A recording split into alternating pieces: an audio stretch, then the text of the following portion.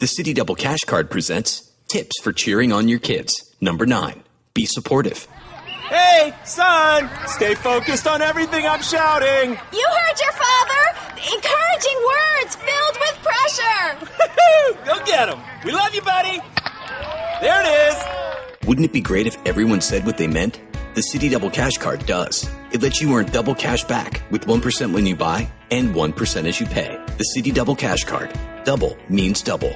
Here we are. We are back in better than ever. Mike and Mike presented by Progressive Insurance. Our guests on the Shell Pennzoil Performance Line. And we had football to watch last night with a couple of high-profile rookies getting their feet wet for two teams we think could be pretty good. Plus, we've got the final major championship of the golf year on the tee this morning as well. And my favorite entertainment story of the year, bar none, was in my timeline when I woke up today. You are going to love it. Big fella, how are we doing? Doing well. Got to watch a little football last night. Certainly got it started last week with the Cowboys and the Cardinals in a Hall of Fame game, a game I was part of so many years ago. Didn't play. I was hurt at that point, but got to see that whole venue and all. But here we go. A bunch more games tonight, a rare Wednesday night game.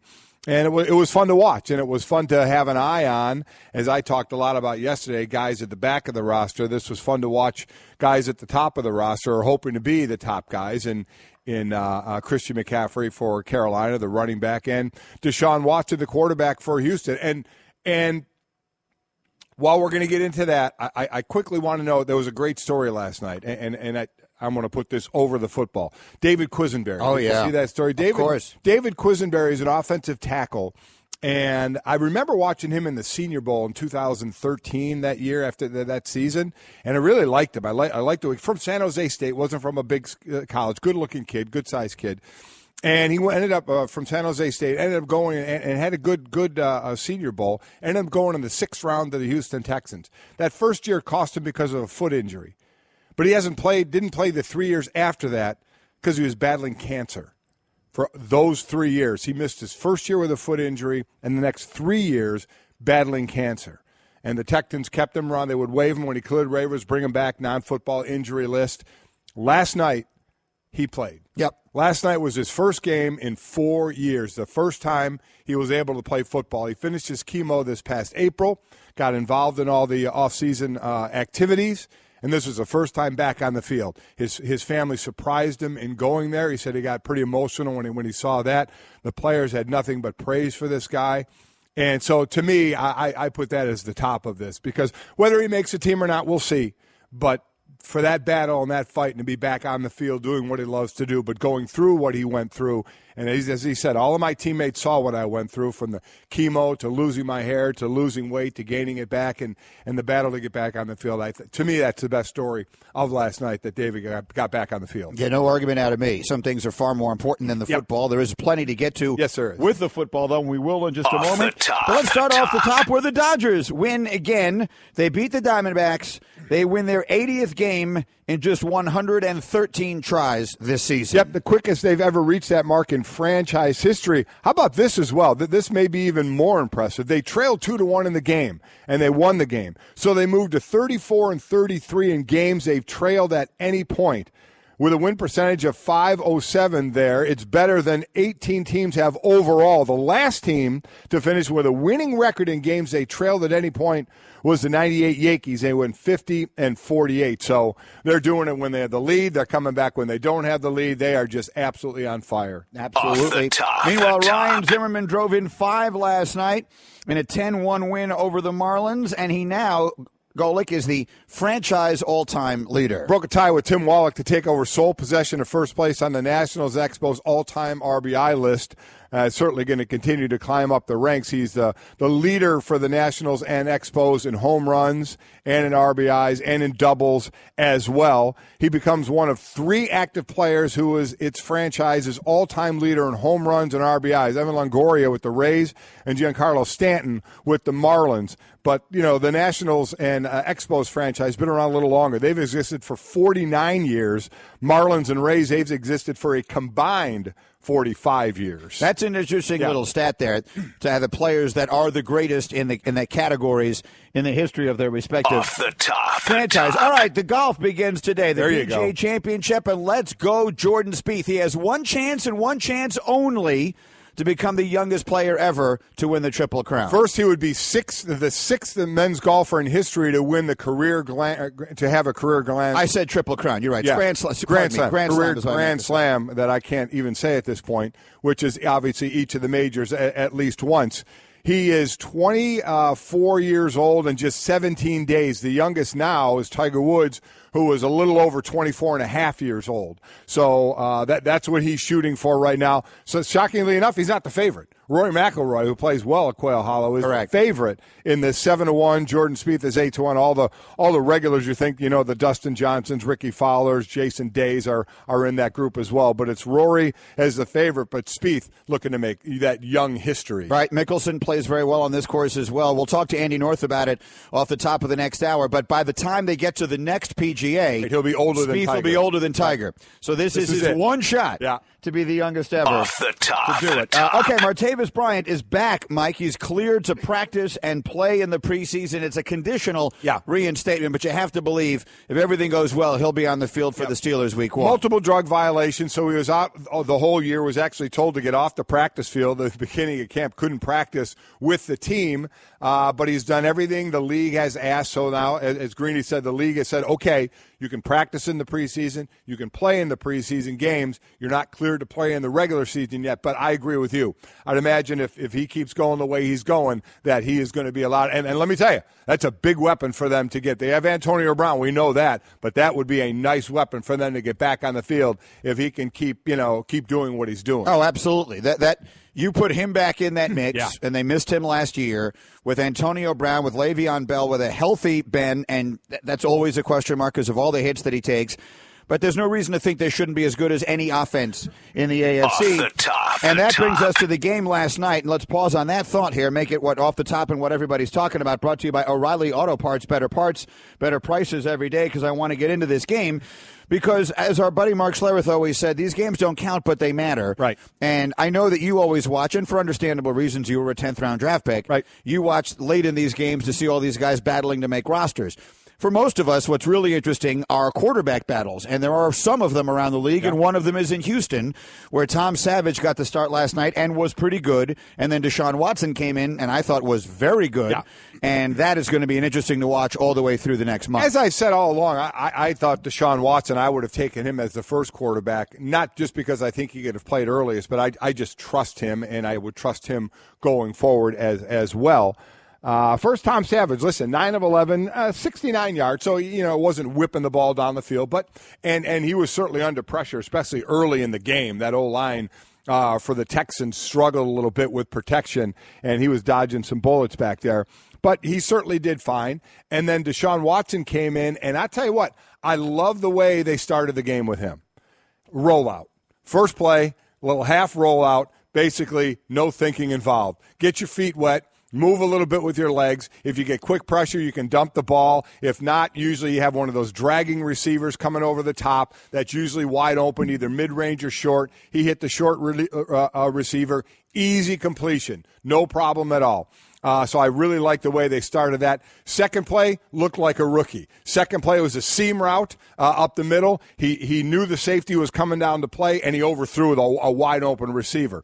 Third play, he did a nice job. The pocket collapsed around him. He rolled out to the right, hit a receiver. The receiver had stepped out of bounds and come back inbounds, so it was incomplete. But he was as advertised, and what I saw in college. He doesn't get rattled. He's smooth. He hung in the pocket even when it was collapsing a bit and waited to get out until he needed to get out. He didn't have antsy feet, had a nice touchdown run. We know he can move. So I ended up going 15-25, so that's 60% completion. The best thing about all of that, the absolute positive best thing is today. He has tape.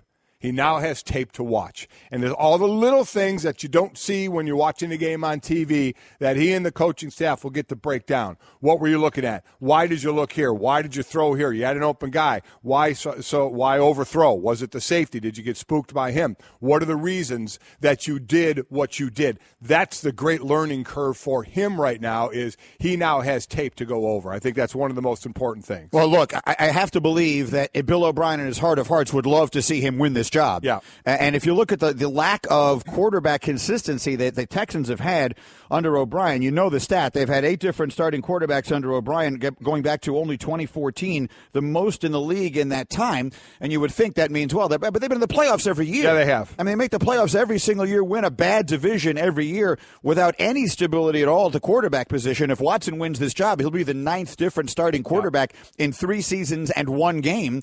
And yet, it feels like they've got a championship caliber team around him. So to try to do that around a rookie would be something else, but it might be their best bet. And we'll see, because some of his throws were bad throws. Yeah. You know, he had the critical part of his game was sometimes that mid-range or longer pass, and some were flat out ugly. I mean, they just weren't near the receiver. So that's another thing you see on tape, so that he's going to see on tape, but that had kind of followed him from college. So there's certainly a lot of work to do. If you're going to sit here and ask me, did he win the starting job last night? I'm going to say no. I'm going to say you saw what you saw out of him. He can move. He doesn't get rattled. He can make plays, but he also has some inaccuracies as well that he has to work through. Yeah, he's got 3 more weeks to try and win the job. I think he showed you the signs of what it is that make people excited about him. You saw all of that on display last night, and if he looked like a rookie, if he is a rookie playing in his first preseason game, it would make sense that he would look like a rookie. Without a doubt. The interesting thing on the other side to me with Christian McCaffrey is he didn't have 1 catch. You know, this is a guy you keep talking about. How much was it over on the internet when he went one-on-one in practice against Luke Kuechly and caught it and juked him and all that? It was like, oh, my God, him out of the backfield catching the ball. He didn't have 1 catch last night. 7 carries, 33 yards, tucked in behind nicely. I'll show you a little bit later. Tucked in behind some lineman, does a nice job of that in between the lines going outside. He loves to have some moves to try and juke a little bit. But I think he also found out last night that some of those jukes don't work as well at this level. You know, you just have better athletes here, and some of the moves that sprung you loose in college aren't going to work here. But I thought he did a nice job. There were big questions about him. Can he go between the tackles if he has to? And he, as I said, he tucked in nicely behind some of his O-linemen to get some yards. He's a good-looking kid, running the ball wide, having some moves, has the speed to turn the corner, and does have a good start and stop on him. Look, we'll see what Carolina's going to be when Cam comes back, and that's – you know, I'm not sure exactly at what point you start to worry about that, but it feels like very soon will be the point where you start to worry about Cam Newton and Andrew Luck. Right. I mean, 2 of you top quarterbacks, young quarterbacks in the league. These guys have shoulder issues, throwing shoulder issues at a young age. Yeah, you're absolutely right when you start to raise an eyebrow a little more. Let's circle back, however, for the moment to what we saw from Deshaun Watson last night. Our friend Louis Riddick was watching closely. Bill O'Brien, first of all, for Deshaun Watson, was calling plays right off the bat that you know he probably got with him before the game and said, look, these are the things that you do well. Mm-hmm. These are the things I know that you're comfortable with based on what you did in college. This is what you've looked good at so far in camp. We're going to get you hot right out of the gate. First thing they do, they move the pocket. Play action boot, get him out on the perimeter, let him run a little bit, let him concentrate on half the field. And that is what the thing that he really excelled at Clemson.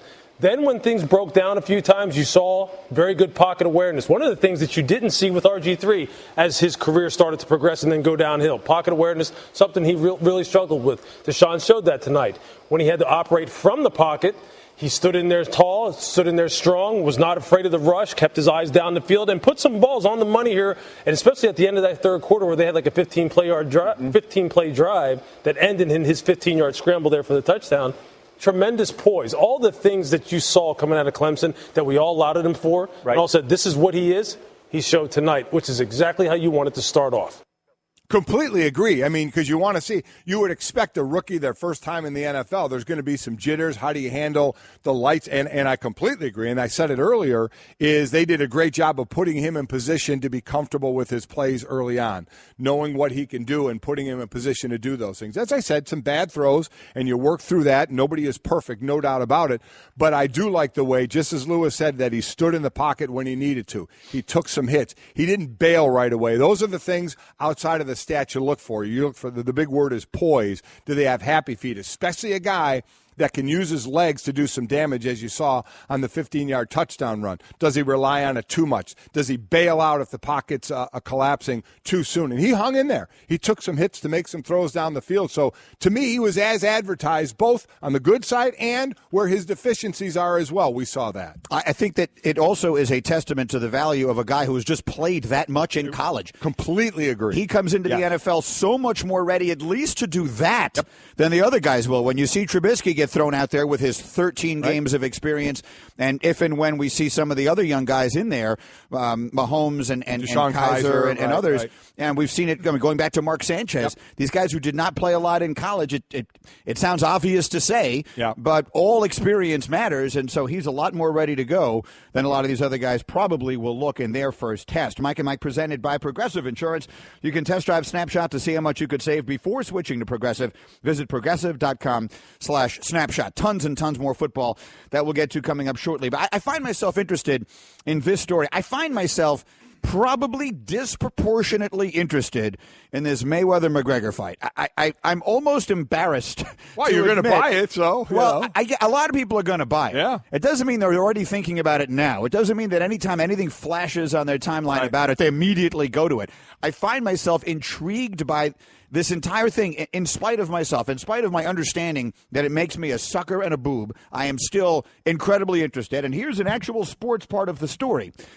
They're fighting in the state of Nevada, and the Nevada State Athletic Commission will at least entertain the possibility of letting Mayweather and McGregor wear lighter boxing gloves in their highly anticipated fight later this month in Vegas. The executive director of the Athletic Commission confirmed to ESPN yesterday both fighters have submitted official requests to wear 8-ounce gloves for their fight on August 26th. Per Nevada regulations, any fight contested above the weight of 147 pounds, have to use 10-ounce gloves. Right.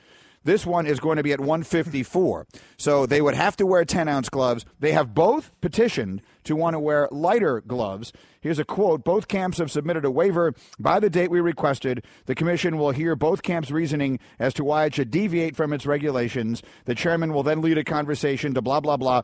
Arguments in favor of smaller gloves will have to be weighed against potential concerns regarding health and safety, which is the utmost importance to this commission. So what do you make of this? Well, I make of it first. I understand the rule. The lighter guys, you can use the smaller gloves. The bigger you get, the harder the punches. You don't want a smaller glove because you're talking about health, getting hit in the head an awful lot with a smaller glove. I'm sure McGregor, if I were him, I would have started out saying, all right, we'll do your sport of boxing, but use my gloves in MMA. None. Or none. He would have loved, I think they're 3 or 4 ounces. They're 4 ounces in MMA. So I'm sure he would have loved that. So there's no doubt he would want a smaller glove to make you feel the punch more. And, as far as Mayweather, listen, I'm not a boxing aficionado to know, thank you, to know all the ins and outs of this. But I do know, a glove 2 ounces heavier on each hand over 12 rounds, 2 ounces may not sound like a lot, but it's more you're holding up, for all that time. And I'm sure you'd like to feel the punch as well, even though Mayweather's not known as a knockout guy. He has talked about being more aggressive in this fight, and I'm sure he believes, because he's going against a guy who's not a professional boxer by trade, that he may have more openings, and he wants his punches to land and punches to feel. I'm just guessing at that. I completely understand it from McGregor's side of it, completely. I may need a little more of a professional in that sport to let me know why Mayweather would say, okay, yeah, I'll go smaller gloves as well. I'm just kind of guessing there. I'm still picturing Apollo Creed in Rocky I, where he's not even paying attention, and his manager is saying he doesn't know it's a damn show. He thinks it's a damn fight. Everything that Mayweather does, I can't make up my mind whether it is actually for the competition or if it's just something he's trying to use to sell it. To me, everything Floyd is to sell doing it. This? Is Floyd saying he'll wear lighter gloves so that the world will say, ooh, I tell you what, one punch and you never know. I mean, this is a lighter glove than he's used to. One punch and you never know. Yep. And is he actually so confident that, as our friend Max Kellerman, who has forgotten more about boxing than I'll ever know, Max says, if Mayweather doesn't want McGregor to hit him once, he won't. No, I can't independently That's confirm tough to believe, but hey, that's Max what he says. Right. If it is indeed the case that Mayweather is so convinced of that he's not even the least bit worried about it, and put on whatever gloves you want. During this 4-tour stop, Mayweather actually said he'd wear the 4-ounce gloves that I don't know, but that would be a smart move. But right. he said he'd wear the 4-ounce gloves that they wear in MMA. Yeah, you know, they said a lot of remember things. Remember those? If you see those gloves, the fingers are kind of open on that, and the 4-ounce padding on the gloves. Yeah, they did say a lot in those press tours to try and sell this thing. But yeah, I mean, I can absolutely see it from McGregor's side, no doubt about it. Do you think that they let? I can't believe I'm even asking this, but do you think they let them do it? I mean, this is like it's not. It's a boxing match, and so it's being officially sanctioned by this commission. But it's just a pure show. Here's let them thing. do what they want, right? I don't think the boxing commission's decision is going to weigh. It's not like, oh, you 10-ounce gloves? Well, I'm not buying that fight. I don't think that's going to happen. I agree. So I don't know what they. I don't know. Will they? Because obviously, if you. And another thing I don't know, is this requested a lot? Is this something that's done a number of times? Do other fighters request the 8-ounce gloves over the 10-ounce when they're heavier? That I don't know. Because if it doesn't happen a lot, and that's something we can obviously find out, is it something that the Boxing Commission doesn't want to start doing? Because if they ask to do it, then other groups will do it. But maybe it is done a lot. Again, I don't know. Maybe it's done a lot and they turn it down a lot. Though that's part of the story that I don't really know. I've just read through the rest of the story. There is no mention of whether this is something that is commonplace or not. One way or another, we'll see. All right, we're just getting started. Mike and Mike presented by Progressive Insurance. Great guest list today. Shell Pennzoil Performance Line. We got Andy North live from Quail Hollow as we get set for the PGA Championship. We got Brian Billick talking football today, and Damian Woody and our old buddy Michael Irvin and others. And coming up, one team with Super Bowl aspirations may be trying to trade for a quarterback right now.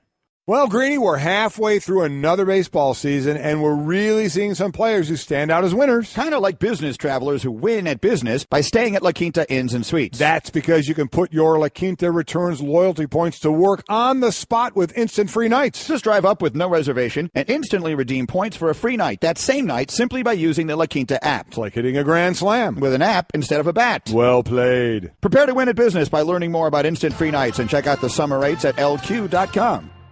Hey everyone, Mike Golic here. Support for Mike and Mike podcast comes from our friends at Rocket Mortgage by Quicken Loans. Chances are you're confident when it comes to your work, your hobbies, your life. Rocket Mortgage gives you that same level of confidence when it comes to buying a home or refinancing your existing home loan. With Rocket Mortgage, you can apply simply and understand fully so you can mortgage confidently. To get started, go to rocketmortgage.com/Mikes. Equal housing lender, licensed in all 50 states, NMLSconsumeraccess.org number 3030. You got Jordan? You got Rory? You got somebody else? Who do you like? Man, Dustin Johnson started off the year so well, and he just kind of... And he fell down a flight of stairs at Augusta, and that was that. That was the end of that. Yeah, you know what? Jordan's playing for that immortality. I mean, of a group of... We say that nobody can we don't think can match what Tiger did for that decade or so. Well, here's a guy that can have a better start as far as youngest to getting all the majors in. So I'd like to see that get done. I always like when new things are done like that, so we'll see. I don't want them to add a fifth major. I know that they're moving the PGA Championship to May, and I understand the thinking behind that. That, I think, is really being driven more than anything else by a desire to grow their FedEx Cup. Right. The thing that they do at the end. I feel a need to explain that because I think a lot of casual fans don't even know that exists. Yep. But it's sort of their version of the chase. They tried to model it on NASCAR's chase for the championship, which has been such an enormous success for them. With golf, I think people focus so they're going to move that thing up into August so it doesn't compete with football, which in and of itself I think is a sensible thing to do. But I don't think it's going to make people excited about that. No. I listen. You're different than me in golf. I like it more than a casual fan, but I am not really interested in the FedEx Cup. No, I'm not especially it doesn't really either. Do much for me at all. Me neither. I'm not any more necessarily interested in those events than I am any others. I'll watch if it's on. Right. But I watch the majors much more. Exactly. So it's the majors and the Ryder Cup are what most people really are into when it comes to golf. So the conversation has been: do they add a fifth major? Do they make the Players Championship a major? People have sort of called it the fifth major for a long time. Do they actually make it a major? And the concern with that is it throws all the records completely out of whack. I don't know why you would do that. Just to try and bring a little more. Otherwise, you're looking at a span now longer span, where your major championships are going to be played over a 3-month period, right. And then you've got 9 months of the year where you don't have any of that. In a non-Ryder Cup year, people will just go away. Right. So that, I guess, is the concern. All right, anyway, we'll talk to Andy North about it in a little bit. Some Twitter reaction, 1-800-Flowers.com Twitter feed. A lot of people pointing out to us, Mike, including this one from James, Mayweather has fought at 147. So he's used those gloves. So he's accustomed to those gloves throughout his career. Good point. Yep. So it would not be unusual for him. It might actually be more comfortable. More comfortable is what he's used to doing, For him. Bob tweets at us, the reason he doesn't care about the size of the gloves is because he's not going to get hit. Don't you understand that? Okay, Bob, thanks. Thanks, champ. Is he not going to get hit at all? No, that's ridiculous. To me, that's a ridiculous statement to say he will not get hit one time. Now, what maybe your definition of a hit hard, a jarring hit, whatever your definition, to think that not, I mean, I know that McGregor is not a professional boxer, but he boxes as part of what he does. So to think he is not going to land a punch, to me, is ridiculous. I do think he's going to land a few punches in this thing. We'll see, one way or another. And then some Twitter reaction to Deshaun Watson's performance last night. CMH tweets at us, Deshaun still has some things to work on, but he's better than Savage. Big Mike tweets at us, could Deshaun be the steal of the draft? He was a mid-first round pick, but I guess you could still call him that considering all the guys that went ahead of him. It's certainly possible. It wasn't the first quarterback pick, but wasn't even the second. A steal in the middle of the first round is tough to say. A first round, there's still expectations. It's just a matter of when you realize those expectations. So I don't know if I would go that far to it. And I don't know if I'm going to sit there and say right now insert him in there and he will lead the team better than Tom Savage because you give it a little more time. I'm not making the decision after one game last night. All right, meanwhile, the Denver Broncos are the team that I was referring to in my tease as a team with Super Bowl aspirations that may be trying to trade for a quarterback. Now, the quarterbacks on their roster include Trevor Siemian, who started 14 games for them last year, Paxton Lynch, who started 2, and then a couple of other rookies, including Chad Kelly, who's a well-known name, but of whom not much is expected, certainly not this year. So there was a report that the Broncos were aggressively pursuing a trade for A.J. McCarron, who is the highly thought-of backup in Cincinnati. The team, through sources, has strongly denied that report. And as the story that I'm reading here says, as they should, even if it's true. So we'll just have to wait and see how it plays out. But I guess the point is, if you're Denver, if you're John Elway, and you don't have confidence, I don't know if that necessarily means you're admitting a mistake with Paxton Lynch, or just that everyone said when he was drafted it's going to take a long time. Yeah. So maybe 1 year is not long enough. Now, John Elway himself tweeted, rumor of us being interested in anyone other than the quarterbacks we have is another example of irresponsible fake news. Which is the sentence du jour. The go-to line. But let's see. One way or another, what do you make of it? Here's the deal. If in fact it is true and you're looking at trading for an A.J. McCarron who's a young quarterback, I think I think there you have to look at it and say, was Paxton Lynch the right move to make? Was that the guy? I'll keep repeating, though, you don't draft a guy, even in the first round, at quarterback, to be a star his first year. In this case, his second year. You want them for the next decade. But at some point, do you need to start seeing a return? If it's not even the first round, you even go in the second round with like a Christian Hackenberg with the Jets. You're like, okay, you didn't take him in the first, but you took him in the second. Sure. Let's start to see what we got here. You can't the old 3 to 5 year waiting period. That it doesn't happen. It's a joke anymore. You got to either get going right away during that first year, or if not, by that second year, you got to have a little more command at what's going on. I certainly had my thoughts and worries about Paxton Lynch, and I said him when that draft was going on. I would not have taken him in the first round, but we'll see. But if you trade for a young quarterback, you're not trading, for McCarron like you are for Jay Cutler for.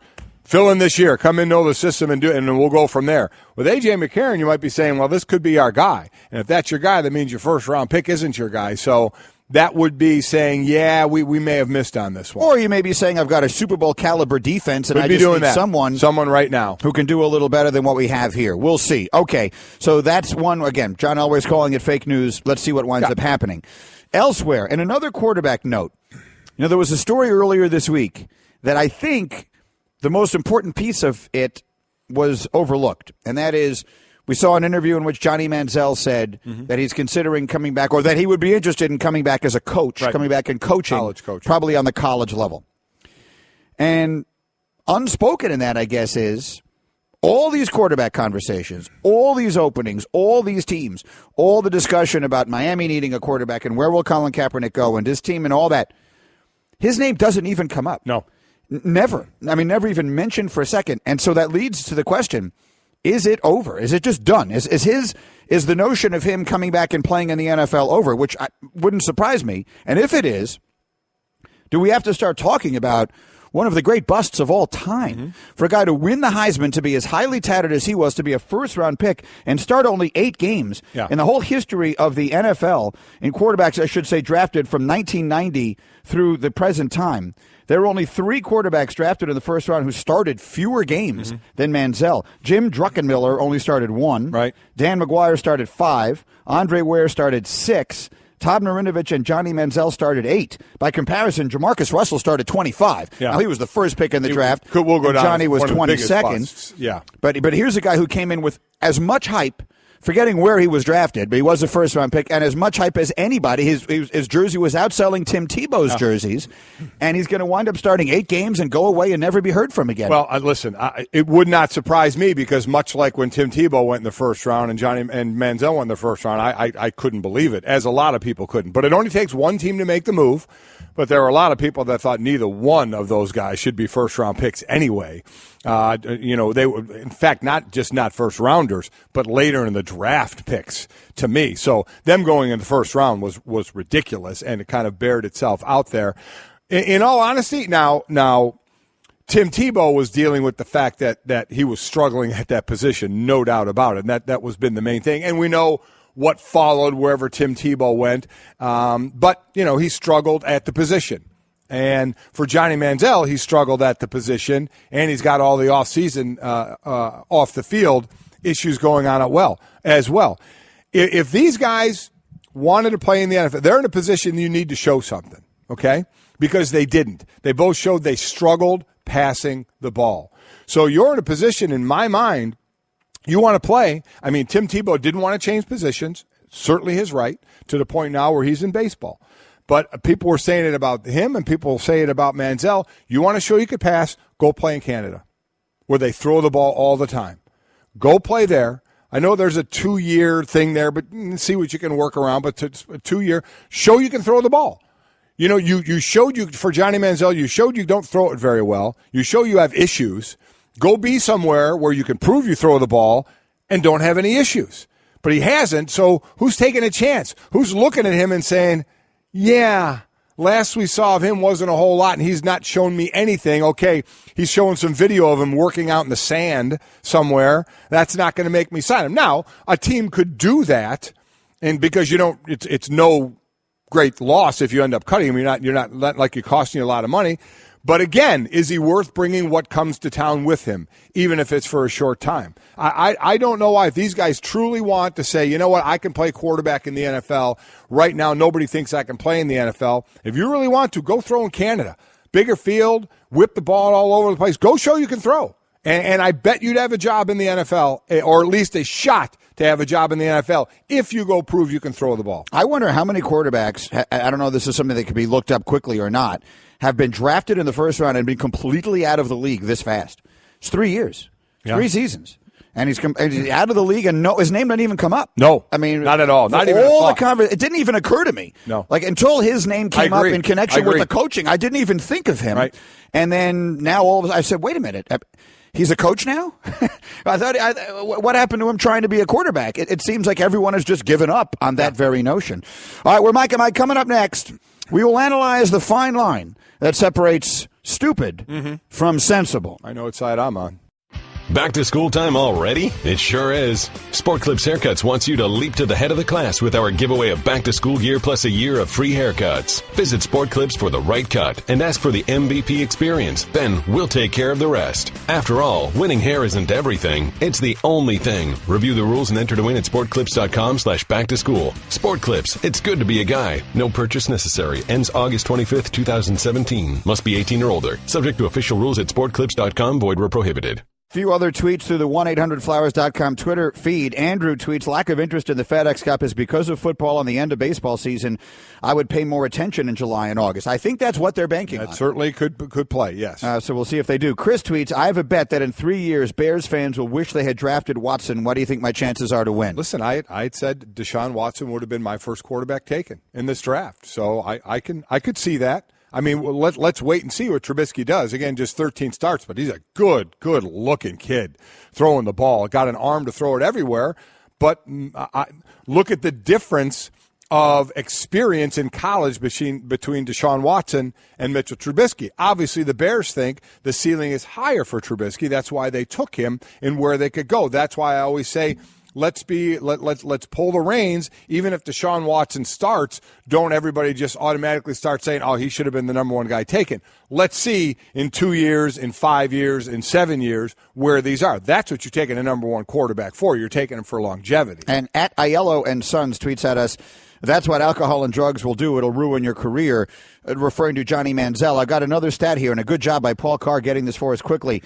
Quarterbacks dating back to those drafted in 1990. There were only 4 quarterbacks who were drafted in the first round who only played in 2 NFL seasons. Doesn't mean they weren't on a roster necessarily, but actually only got into games in 2 NFL seasons. And they are Jim Druckenmiller, Todd Marinovich, Cade McNown, and Johnny Manziel. I mean, we don't look at it that way because I'm not even sure why. Everything with him just sort of feels a little different than it does with everybody else. But at some point, we have to start putting it into context with him among the greatest busts has ever been. Yeah. Right? Right up there. I mean, he'll be in the conversation. Yeah, I still think it's Jamarcus Russell. Because he went number one. Now, Russell started 25 games. Manziel started 8. He did.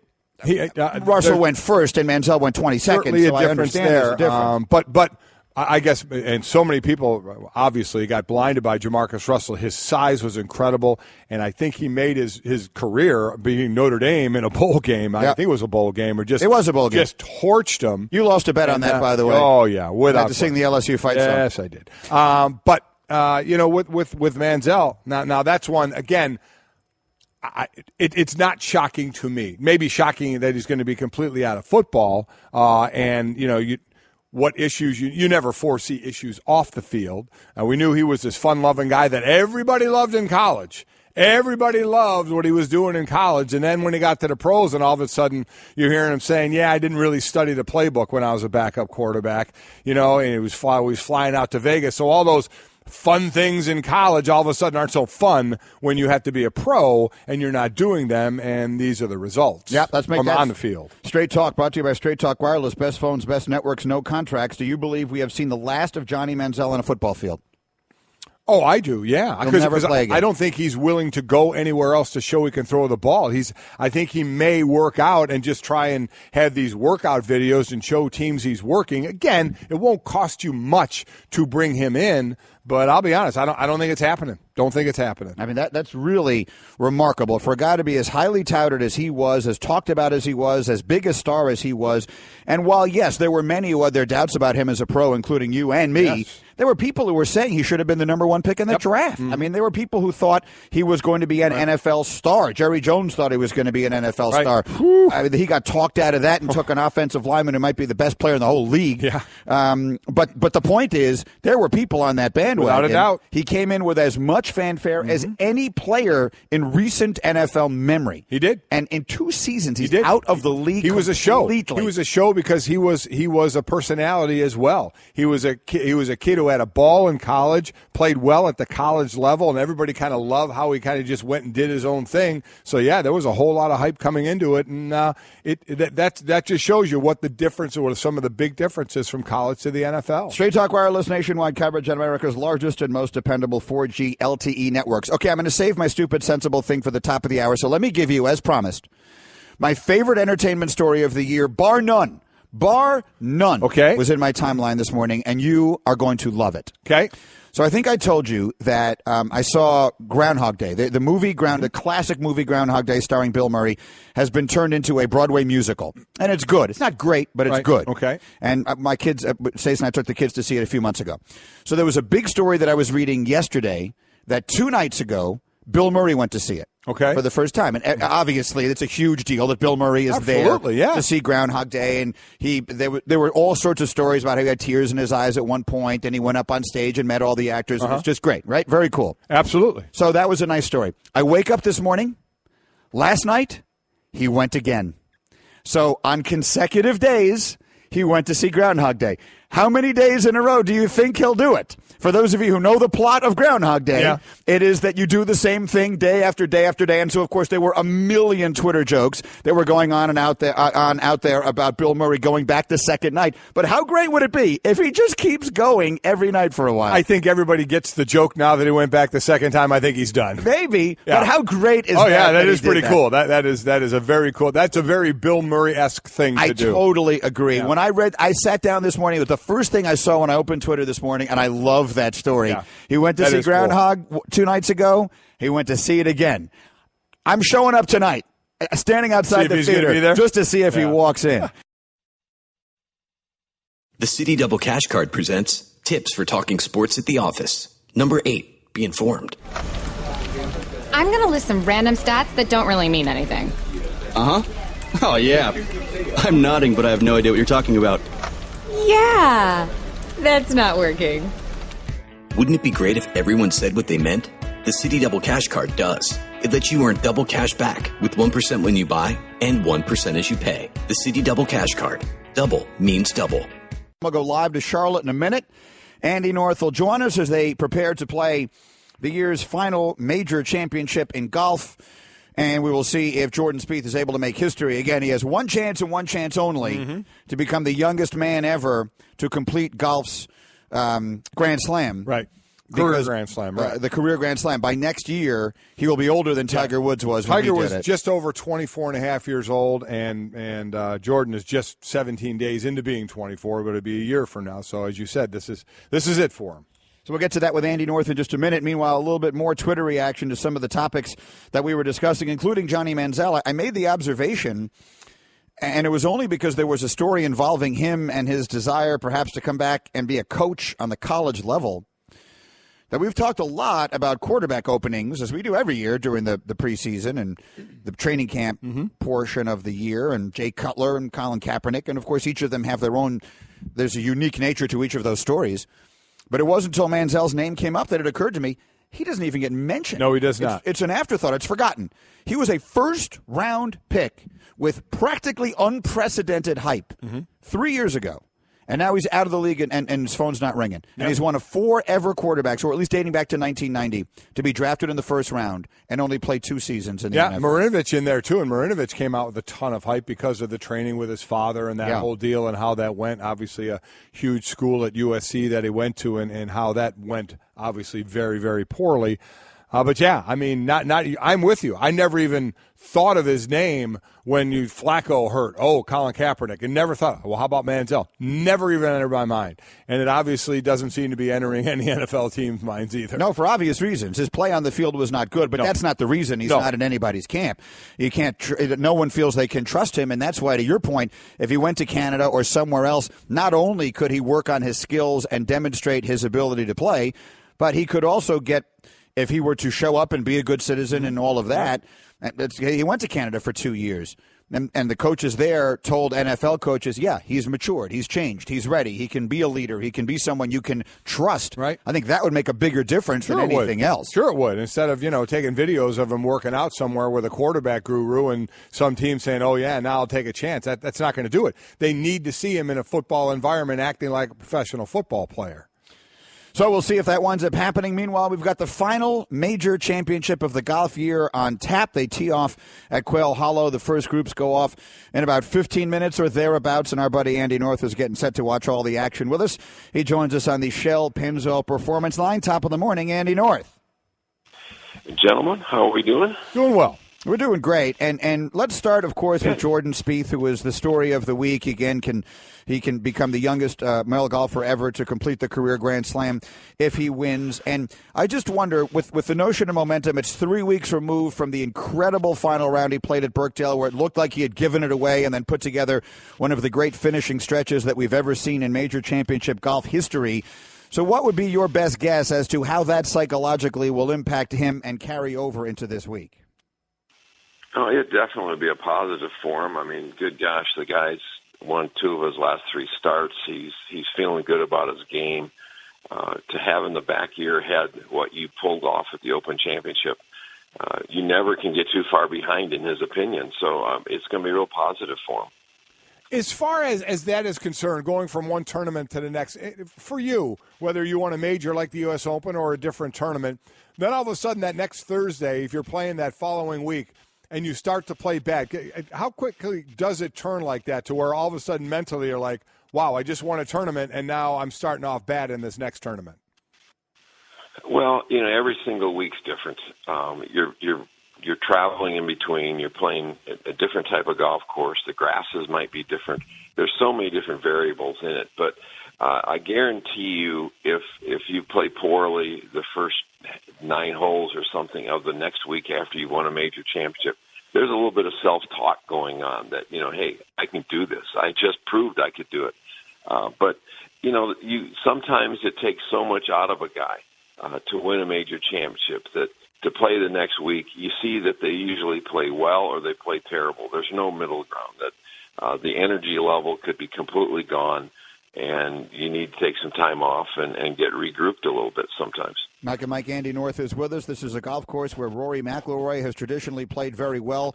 3 years ago at the PGA Championship, he had won back-to-back majors. He looked like he was ready to be far and away the best player in the world. It hasn't gone that way. Where do you think he is now, and what do you expect from him this weekend?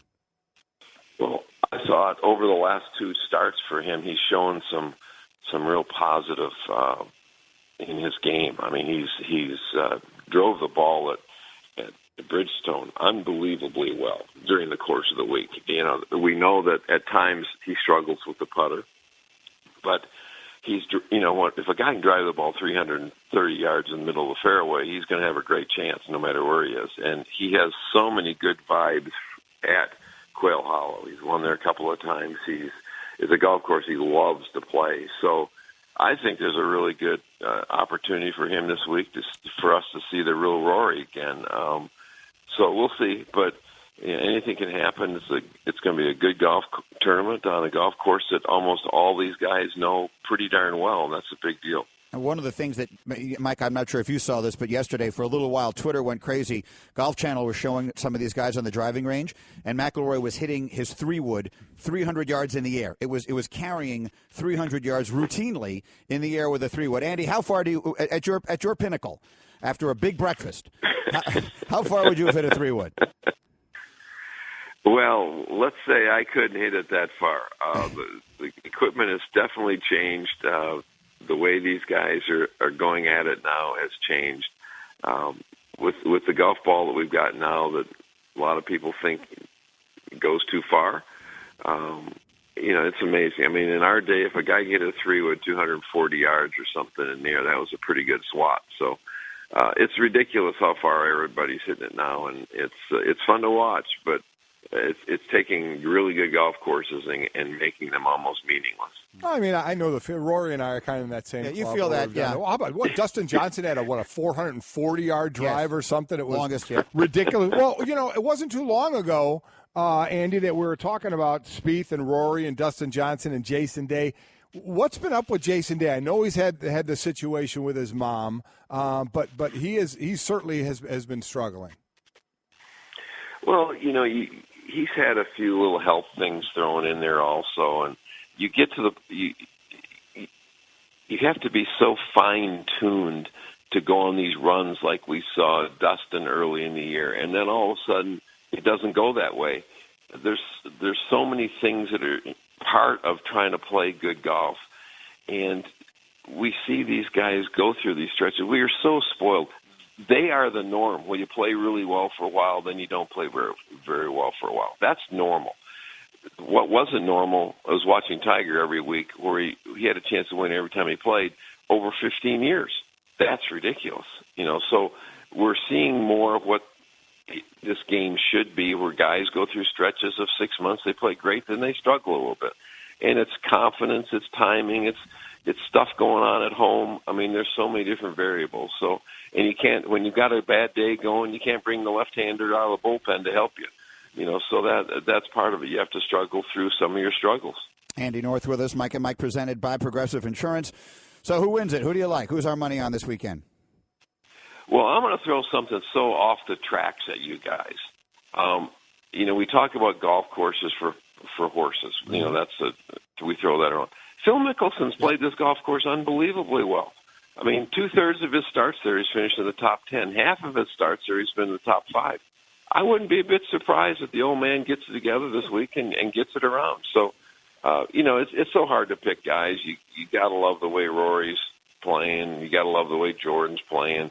But there's so many other guys. Charlie Hoffman has come off a really nice run. He's been playing some really good golf, and he's played well in all the majors this year. So there's a ton of guys. But I'm going to go so off the track here and say, hey, Phil's going to win, just to create some good stuff out there. That. I love the pick. 100% love it. Quickly, Andy, before we let you go. And then he walks off into the sunset. Yeah. This year and next, and then starting in 2019, they're moving the PGA Championship to May. And I think there are a lot of different reasons to do it, many of which make a lot of sense to me. What do you think of that? Well, I think, it's funny. We have players have talked in players' meetings for 40 years about trying to get the schedule condensed a little bit. I think it makes an awful lot of sense. You've got the first couple of months of the year, you get going. You got the players in March. You got the Masters in April. You got the PGA now in May, then the U.S. Open and the Open Championship. I think it makes an awful lot of sense. You've got one really big event in each of the 4 months or 5 months in that stretch. You've got other tournaments that are great tournaments that you'll lead up to in that period of time. I think it makes an awful lot of sense. I mean, let's be realistic. Not a lot of people care about our sport once football starts. And, if you poll 90% of the players, they don't. So I think that's a real problem, is that, we've all talked about this for years and years and years, that maybe there's too much golf. And if it's on every day and every week, people at home don't look forward to watching it on TV on a Saturday or Sunday afternoon. So Commissioner Monahan's done a great job of trying to get this organized, and I think he's going to be a great leader for our group, and I think it's going to be interesting to see what happens over the next couple of years. All right, we'll wait and watch. Again, what final major of the championship of the year is this weekend, and we'll see if Jordan Spieth is able to make history. Andy, thank you so much. Enjoy it. We'll talk soon. Thanks, guys. Thanks, Andy. It's Andy North with us, Mike and Mike, on the Shell Pennzoil Performance Line, taking synthetic motor oil performance to a whole new level. Make the switch to Pennzoil Synthetics today. So, again, as Spieth is trying to become the youngest to get the career Grand Slam, he's not the favorite. The favorite, Rory McIlroy, 7-1. Spieth is 8-1. It goes down to the top 8. 7 and 8 are Jason Day and Brooks Koepka at 25-1. No Phil Mickelson in any of that. I just quickly Googled odds for the PGA Championship, and I've seen a couple that say Phil Mickelson, while he's played well there, feels like he's reached the point of the season where he's running on fumes, misses the cut. That's what a few of the predictions are that I've been reading. I'll take the over on that, or whatever it is, the over or the under. I think I agree with Andy. I don't know if he'll win, right, but I think he'll play very well this weekend. He has not had a great couple of weeks here. He's not had a great stretch. And he didn't play well at the British Open, obviously, and he didn't play the U.S. Open with his daughter's graduation. But history tells you the golf course is one that he plays well. By the way, it is the 100th career major for him and the 100th career major for Ernie Els. They basically came along at the same time. Did you see the picture that was going around of the two of them this week? Oh, my God. Look at this. I just, for in case you want to see it, I just posted it on Instagram so you could see it. It's at ESPN Greeny on Instagram. That's the two of them having competed in a junior championship tournament, however many years ago it is. Is that in the 60s? Ernie Els on the left with the winner's trophy. If you look at it closely, he's got a big smile. Yeah, he Phil's does. got the runner-up trophy and no smile whatsoever. Smile at all, yeah. It is a classic picture. Second place, just first loser. Of those two guys, again, who are now playing their 100th majors.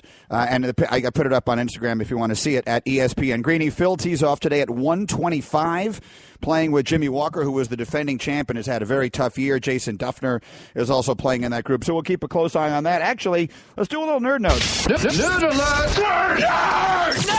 Nerd! News you didn't even know you needed or even want. Well, if I was you, I'd do something about it. These are Mike and Mike's Nerd Notes. All right, Nerd Notes brought to you by Dell. Need help finding the right Dell PCs with Intel Core processors for your business? Call 877-BUY-DELL to talk to a Dell Small Business Tech Advisor. Nerd alert! All right, we've talked about it many times, but Jordan Spieth, coming off winning the Open Championship in thrilling fashion last month, can become the 6th men's golfer in history to capture the career Grand Slam. Yeah, again, Tiger Woods was a little over 24 and a half years old. He did it back in 2000, so it's obviously been a little while ago. And then, as we mentioned, Jordan's only attempt to do this. So a little bit of pressure there, but that would be something to see. I'd love to see him. Off the top. Meanwhile, the PGA Championship, and I should have hit the Nerd Notes one. Nerd alert! I hit the wrong button. Score that one E1 if you're keeping track at home. The PGA Championship, Mike, regularly plays as the easiest of the year's 4 majors, Mike, as the guys, you would anticipate them going low at Quail Hollow. Yeah, I guess so. What was the Open this year that really ticked me off? I mean, what was the winning score? At the U.S. Open, it was insanely. Yeah. The score was insanely low at Erin Hills. What did he win at Koepka? 16 under, something like that? Yeah, it was ridiculous. So, you know me, I hate that stuff. You like it when it's like 1 over. Come on. Golic likes to see struggle. Nerd alert! All right, since 2009, 6 of the 8 winners of the PGA Championship were first-time major winners. The only one during that span that had previously won a major was Rory McIlroy, who, again, loves this golf course. This course. He's favored in this golf course, but I do think it's going to be a former winner, major winner who wins this. Yes. Who's your pick? I'm going with Jordan. You're going with Jordan Spieth. I'd love to see him do it. Nerd alert! Phil Mickelson and Ernie Els, as we mentioned, both members of the Golf Hall of Fame, each playing in their 100th career major. Between them, they have 9 wins and 17 runner-up finishes in majors. It feels like all of those are Phil's at the U.S. Open. How about it? And one more. Nerd alert! It'll be the first major ever hosted at Quail Hollow, the first PGA Championship held in North Carolina since 1974. Of course, the state has routinely hosted U.S. Opens at Pinehurst No. 2. So Golic has Spieth. Nerd alert! Andy North sort of threw a little crazy one at you with Phil Mickelson. I mean, that certainly would be, I think a lot of people who love the sport would be delighted and surprised to see Mickelson win. I do think he'll play well, but it's sort of tough to pick him to win. McIlroy plays well there. Are we waiting for Dustin Johnson to kind of get back in the groove again? And I'm really picking Spieth. I don't know. I'm picking Spieth because I want to see it. I want to see him be the youngest. And he feels on a roll. I mean, he does. If that isn't a shot of adrenaline, look. What is a roll, though, in golf? I mean, I think it is that psychological confidence that you were asking Andy about. Like, here's the thing. It's recency bias or however that works in psychology. After what happened to him at the Masters now a year and a half ago, where he basically got the tournament won, and he has the disaster that befalls him on 12. Cabins, I'm sure then that what winds up happening then is you go through a little period of time where you worry about the next disastrous thing that might happen. Right. I'm injecting my own psychology into the minds of these guys who have trained their minds to be the best in the world at the most psychological sport we have. I got to believe the reverse happens now. He gave the tournament away last week and then came back and won by putting together one of the great 5-hole stretches the sport has ever seen. So I have to believe that does carry over, that if you have a bad hole or two, you think to yourself, I got this, back. No problem. Yeah. I could see that. I mean, there's no doubt it's a mental sport, which is, why you're in therapy. Is he the closest thing that we have to someone who could take the sport to a level of pop? If he goes on some kind of crazy tear. I just don't see it. I don't see it. I mean, he's playing well, and I get it. He could be the youngest to do that, and beating out anything that Tiger has done, given the career Tiger's had, would be a monumental thing. But with the group of really good young players now, do I think someone is going to separate and do something like this? No, we've already discussed this with both Spieth and McIlroy at one point, and then with Dustin Johnson flirting in there a little bit as well, and it just happened. It hasn't happened. So I don't see I don't see anytime soon where we're going Jordan Spieth or the field. Right. Rory McIlroy or the field. I don't see that happening. I totally agree with you on that. I guess what I really mean is Tiger Woods moved the needle like no one else has in that sport in our lifetime. You probably have to go back to Arnold Palmer to name someone who had as significant, whose presence alone was as significant in the sport as Tiger's was. And Spieth isn't going to be that. No one who's playing right now could possibly be that. But the closest thing, I mean, you just heard Andy North telling us no one cares about the sport when football started. Well, they did when Tiger was playing. They did. When Tiger was playing, I remember we used to say there were 4 major sports. There was basketball, baseball, football, and golf when Tiger was playing. Yeah, I mean, he was the Spieth draw. become that? No, I don't think so. Not that. Not must-see TV, have to turn it on every time he's in a – even when Tiger was coming back and wasn't competitive, you still turned it on. You turned it on to see what he was doing. So, no, I just don't see it happening. No, there is no effect like the Tiger effect, but he's the closest thing. Let's put it this way. Rory McIlroy could become far and away the best player in the world, and so could almost anyone else. I think Spieth is the guy who would drive the most people. Right. There's something about that about him that I think people would like over Dustin Johnson. McIlroy is not an American. I think that makes, in this country, I think that makes a difference, of course, and some of the others. So we'll see. Anyway, PGA Championship, get going today. Don't bother trying to get a hold of me this afternoon. I won't. I have plans. Yeah. I'm going to be watching. How about that group teeing off today at 1:35? It's Rahm. Who did I say it was? It's Rahm, Rory, and who's the third one in that group again? It's a fabulous group playing at that time. I forget. I read it earlier this morning on Twitter. But whatever it is, I'll be parked in front of the TV to watch my Ricky Fowler. It's Rory McIlroy, John Rahm, and Ricky Fowler tee off together at 1:35. That's when I wash my hair every day.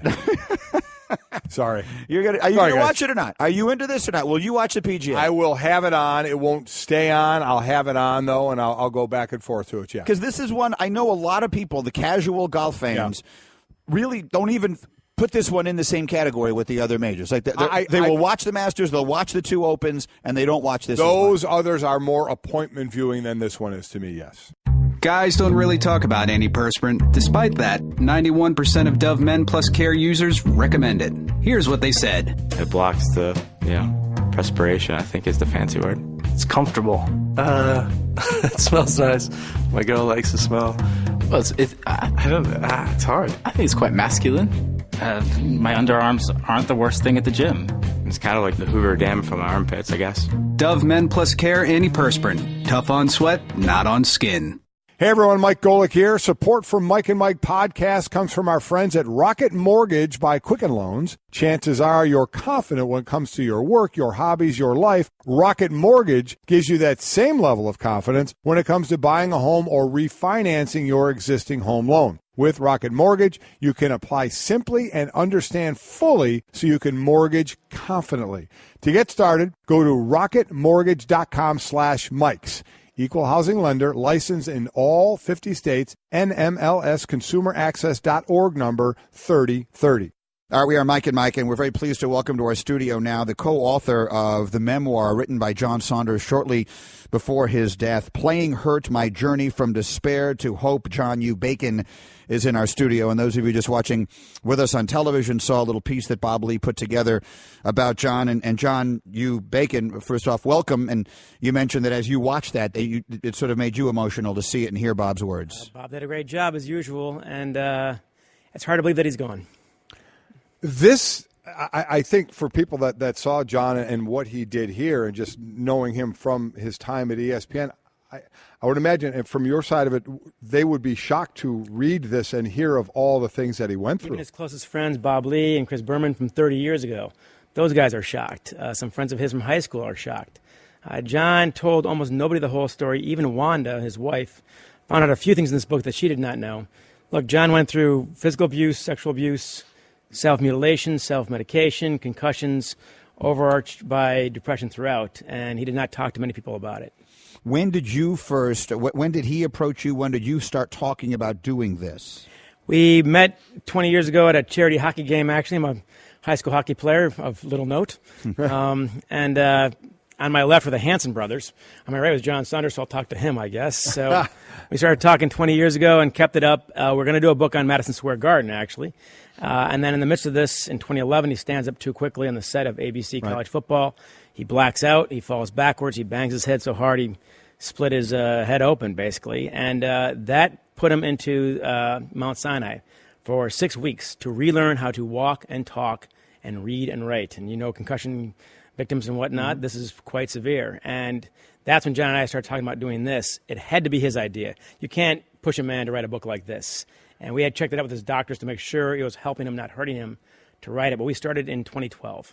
And when you started this, and you're right, it had to be from his side of it. Was he open right off the bat, or did it take a bit to really get it going? The former, actually, which when you read the book, you're going to be shocked. You'd be more shocked to sit down with John and have him just spill all this stuff, without any compunction whatsoever.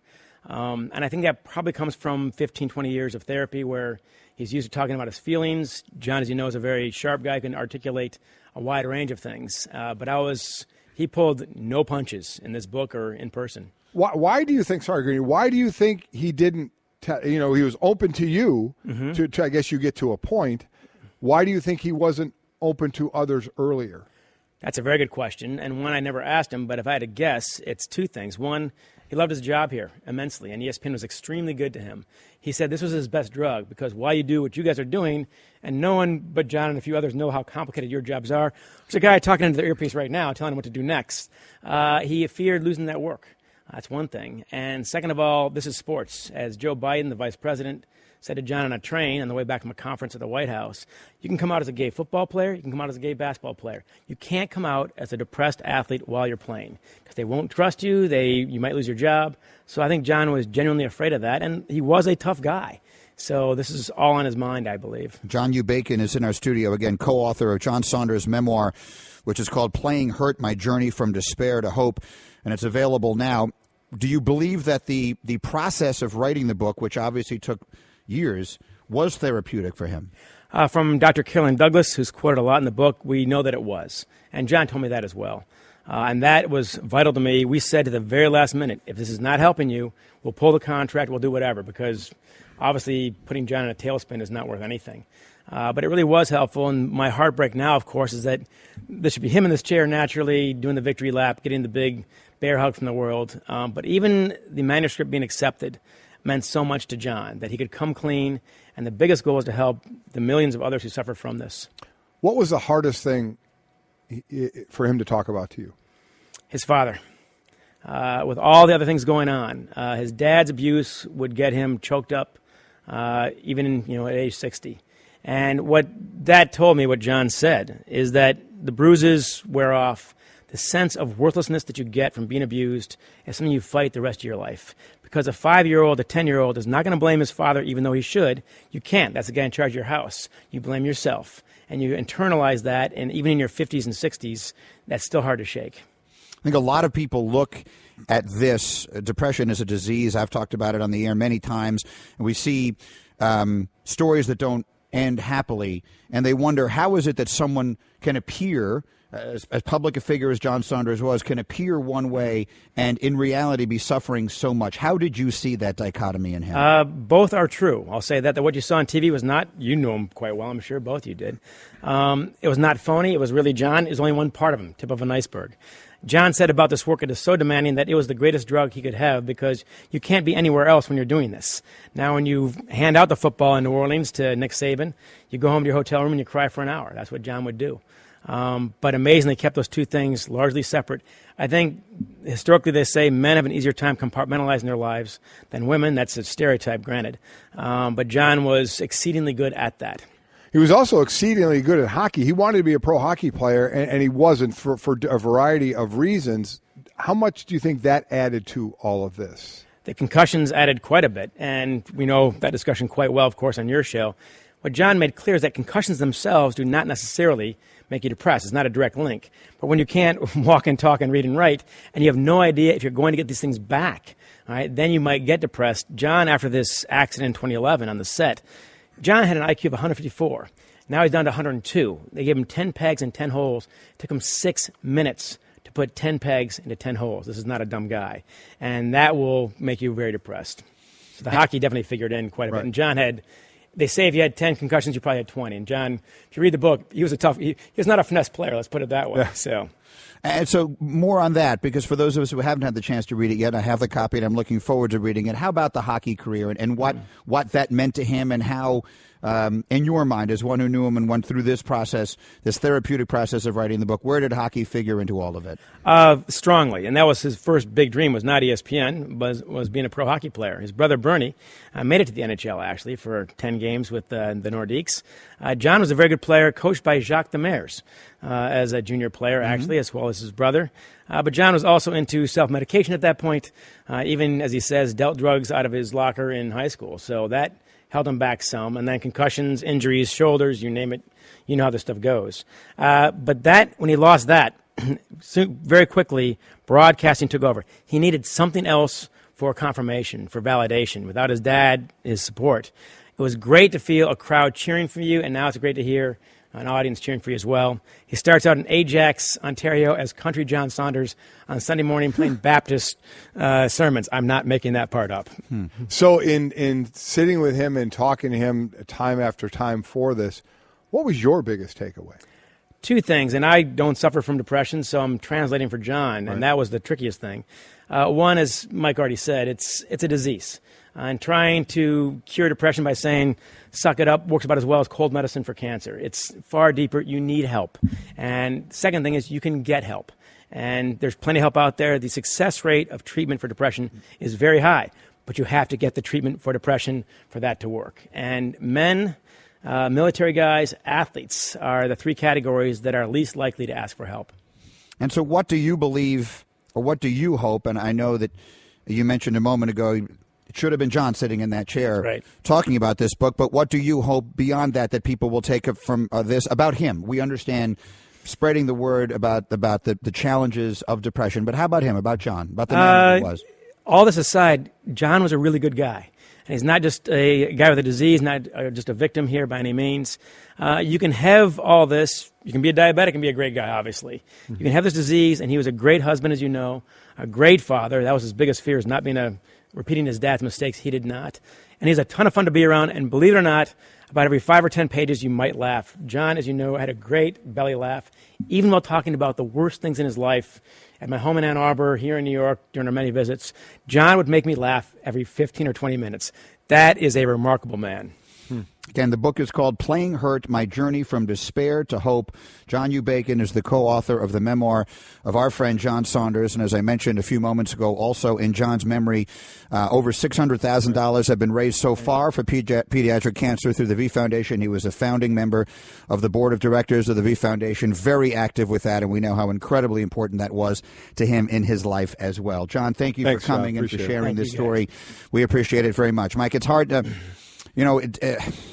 it's hard to really know what to say in circumstances It really like is this. because it's nothing we knew. I mean, even his closest friends didn't know a lot of this. So while we knew him, we weren't in the inner circle of him. But if those people didn't even know, I mean, this was shocking to me. To all of us. To hear and read all of this. To all of us. Again, the book is available now. I'm definitely looking forward to reading it immediately. Well, Greeny, we're halfway through another baseball season, and we're really seeing some players who stand out as winners. Kind of like business travelers who win at business by staying at La Quinta Inns and Suites. That's because you can put your La Quinta Returns loyalty points to work on the spot with instant free nights. Just drive up with no reservation and instantly redeem points for a free night that same night simply by using the La Quinta app. It's like hitting a grand slam. With an app instead of a bat. Well played. Prepare to win at business by learning more about instant free nights and check out the summer rates at lq.com. Some more Twitter reaction as we turn back to some of the sports topics of the day. Phil Ross tweets that the Tiger effect had a lot to do with him being a minority. To have the same effect in golf, we'd need another minority superstar. There was way more that went into it outside of just being the most dominant golfer in a period of time that we've seen, without question. It was, to use an overused phrase, the perfect storm of circumstances. So, correct. There will not be that. Even another player, if Jordan Spieth were to win at the rate that Tiger won, and I don't think we're going to see anyone win at that rate, those guys come along maybe once every 30 years or so. Even if Spieth or anyone currently on the tour were to win at that rate, they wouldn't have the impact on the sport. No, that they would Tiger not. did. No. I agree with that. What else have we got here? Dave, because the Browns bought into that hype doesn't mean that Manziel was worthy of being a first-round pick, unlike Ryan Leaf. Listen, Dave, I don't know what to tell you. Dave, you're completely wrong. The Browns felt he was a number one pick. The Browns felt his play on the field. The Browns didn't draft him in the first round because of him being a good, guy that went out and had fun and won a Heisman. They broke him down as a football player and felt he was a first-round pick, and it was a bad pick. they felt he was worthy of a number one pick. That's all it takes is one person. It was the same way, with other quarterbacks that we've talked about failing in the first round. Those teams felt they were first-round caliber players. And they weren't the only ones. He was going to go in the first round. I remember that it was a surprise that he lasted as long as he did in that draft that year. Okay, let's go around the world of sports with Over Under. It's brought to you by La Quinta. Book at LQ.com and win at business. Our staff has put together some over-unders for us here. Golic, let's see which way we go. On touchdown passes that Jay Cutler will throw this year, they have placed the over-under at 21. And that, by the way, is the number of touchdowns he threw his last year with Adam Gase as his offensive coordinator in Chicago in 2015. So touchdown passes Jay Cutler this year, 21 over-under. I think I'll go over. I think he has better cast around him. So I do think we'll see what kind of protection he gets from the line. I think Tannehill was sacked 29 times last year, and the last time Cutler played a full season, I think it was right around the same number. So I'm going to say the same thing. I like his weapons, and I think it'll be over that. The big question there is staying healthy. Sure. That's the one that would worry me the most. So I guess if I had to bet on it, I will bet that he will, and so I also would go over. How about the number of interceptions? He threw 11 that year with Adam Gase, so the over-under on Jay Cutler picks this year is 11. I think he goes over that as well. I do think so, because I think, remember the last time he started, he was 6-9 as a starter. I do think this team will be fighting for a playoff spot. Not the division. He's going to hand that ball to Jay Ajayi a lot. Yes, he is. But he's also going to have to make some plays throwing the ball for a team that's going to be in it a lot longer, I believe, than his team in Chicago when he had this year. So I believe that will relate to more turnovers. I'll say this: I don't think anyone has ever gone broke betting on Jay Cutler throwing picks. So no. I'll go over as well. Next over under is 116.5. That's the number of wins the Dodgers finish with this season. The record is the 2001 Mariners, who won 116. Right now, they're on pace to win 114.5 games. Paul, how are they on pace to win 114.5 games? Because they've played an odd number of games that it adds up to that. They're 80-33, right? They're 80-33, so it's 113 games, so they have 49 more to go, right? Okay. 49 more to go, so they need 37 wins to get 117. I'll buy that. Well, 80-37 is 117. Okay, that's not difficult. Are you going to break the record or not? No, they're not. They're not going to break. They're so far ahead that they won't have to play, late in the season, and so I agree they will not. So they need an unbelievable season. They need to win 37 of their last 49 games to do it. I'm going to go under as well. You lost me with some of that, but I'm going to go under. You lost Did I me make in the it numbers. easier? They have 49 games to go. They need to win 37 of them to break the record. Here's what I'm going to say. For them to go over, they'd have to win 117 games, which has never been done in the history of the sport. I'm going to take the under. Okay. Let's leave it at that. Next, over-under at -12, the final score for the winner of the PGA Championship this year. Since 2000, the average winning score to par is basically 11 under. By far the lowest of any of the major championships. Will the winner be 12 under or no? Not going to lie, I don't know a lot about this course. If it's difficult Plays or not. easy. No, it's not difficult. Then I want it to be under, but it's going to be over. I don't know if that would be considered under or over. You know what I mean? It's going to be a better score. Correct. Than yeah. I'm with you. Yeah. Next, over-under on the number of wide receivers that will go into the Pro Football Hall of Fame next year at 1.5. Remember, Randy Moss is a first-time eligible next year. Terrell Owens is inexplicably still not in. So will they both get in next year, over under 1.5? I'll go under. Say 1. Me too. Paul, I hate to ask you this, but what's the last time 2 receivers went in the same year? Yeah. I'm sure it's happened. There's probably one recently that I'm just not remembering. But it's hard to get those guys in. Yeah, it is. I think it'll just be 1. Yeah, remember how long it took him to get in and a lot of these other guys. Which one will it be? Will they put Moss in his first year and jump him over T.O.? I think they'll put Moss in. Was he a markedly better player than T.O.? Listen, I don't want to say markedly. I think he was a better player than T.O. I would take him, but that's like splitting hairs. But I absolutely positive now. And it's also like Randy Moss didn't have a few issues himself, but I absolutely think these voters are really holding a whole lot against T.O. I agree. I'll go under. All right, last one. Over-under on the number of total points the Jets will score this season. The over-under is 140. That is the record for the fewest. The 1992 Seahawks scored the fewest points in a 16-game season with 140. Will the Jets break that record, over, under? Under 140, sorry. Under 140? I'm actually going to say over because I think that Seahawks team had a great defense, so they were playing in close games.